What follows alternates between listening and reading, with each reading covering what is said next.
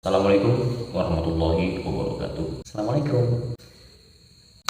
Halo teman-teman semua, assalamualaikum warahmatullahi wabarakatuh. Selamat datang lagi di channel Suja Asadullah, konten yang cukup edukatif untuk kita semuanya kembali mempelajari, mendapatkan wawasan seputar hal-hal yang sifatnya ukhrawi dan islami.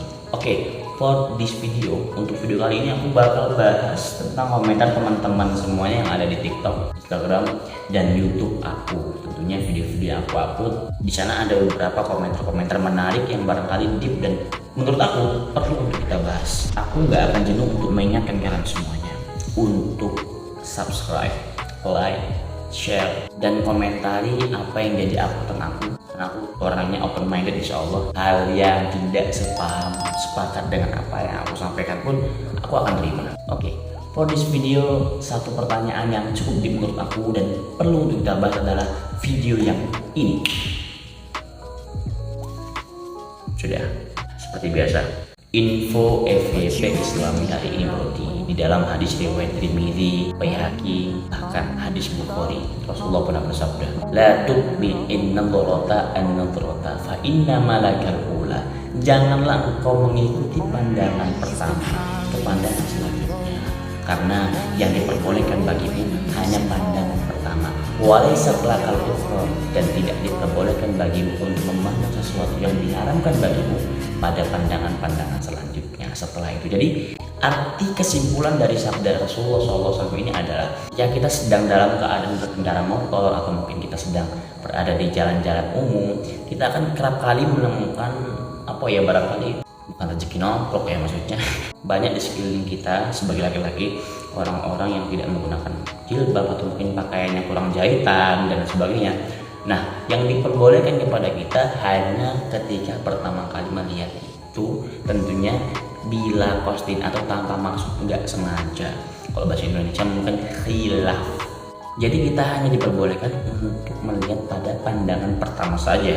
Ketika pandangan pertama kita sudah teralihkan, kemudian kita melihat kembali dengan sesuatu yang sebenarnya nggak boleh kita lihat, maka itu hitungannya udah beda. Itu hitungannya sudah dosa. Tapi hello laki-laki, bukan berarti kalau misalnya kamu melihat sesuatu yang sebenarnya nggak boleh kita lihat di kawasan umum, ketika pandangan pertama yang diperbolehkan tadi membuat kita akhirnya tidak memandangkan pandangan kita sama sekali, lihatin terus gimana hukumnya?